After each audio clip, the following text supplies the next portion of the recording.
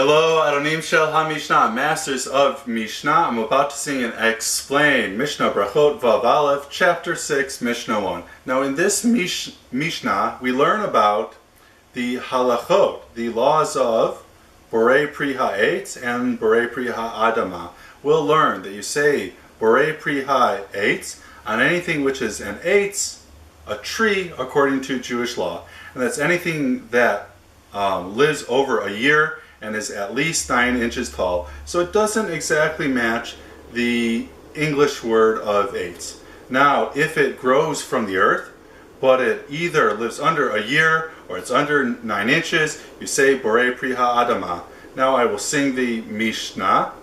Keitzad mevarchin al perot hailan, omer Borei Pri Ha'etz, chutz min hayayin, shel hayayin omer, Borei Pri Hagafen, ve'al perot ha'aretz, omer, Borei Pri Ha'adama, chutz min ha'pad, shel ha'pad hu omer, ha'motzi lechem min ha'aretz, ve'al hayarkot, omer, Borei Pri Ha'adama, Ribi Yehuda omer, Borei Minei Deshaim.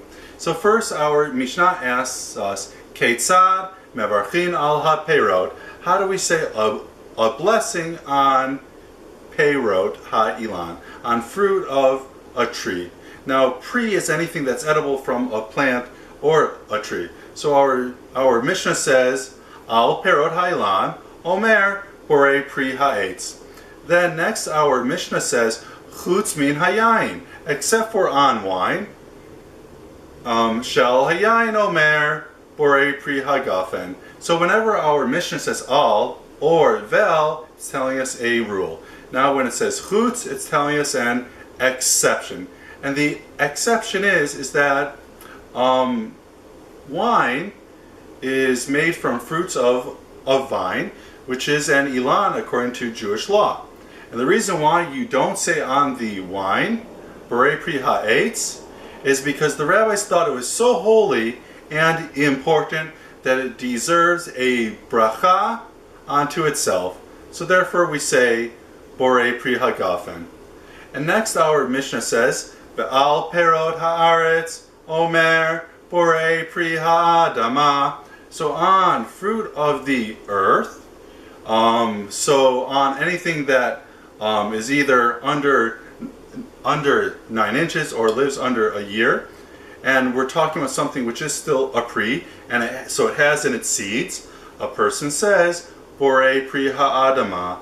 But then our Mishnah says an exception to this rule, and the exception is chutz min ha'pad, shel ha'pad hu omer, ha'motzi lechem min ha'aretz, except for on the bread, that on bread a person says hamotzi. Again, a person may have assumed because it is made out of wheat that on bread I should say Borei Pri Ha'adama. But since it is seen as an essential part of the meal and is seen as holy and important, again it gets a bracha onto itself. So next the Mishnah says, Ve'al hayarakot omer Borei Pri Ha'adama. So on vegetables without seeds, a person says Borei Pri Ha'adama. So that was the opinion of the stam of the Mishnah, and that is the halacha. That on things that are a pri, now pri means anything edible from a plant or a tree, person says Borei Pri Ha'adama. And next we hear the opinion of Ribi Yehuda. Ribi Yehuda omer Borei Minei Deshaim. So he says that you say on it a bracha which says Borei Minei Deshaim, and that means he is calling those things which grow from the earth and don't have in its seeds, he is calling those either grass or also sprouts. So the argument is the stam of the Mishnah is okay with saying Borei Pri Ha'adama. He's okay with calling it a pri, a fruit, even though it doesn't have in its seeds. But Rabbi Yehuda argues, since there's not in its seeds, you shouldn't say on it Borei Pri Ha'adama, because it is not a pri. You should say Borei Mine Deshaim. Alright, so if you are watching this and you have watched the whole thing, I want everyone to write in their notebook, in their assignment notebook, I love Noah. So you will only get credit if you also write in your assignment notebook, quote, I love Noah.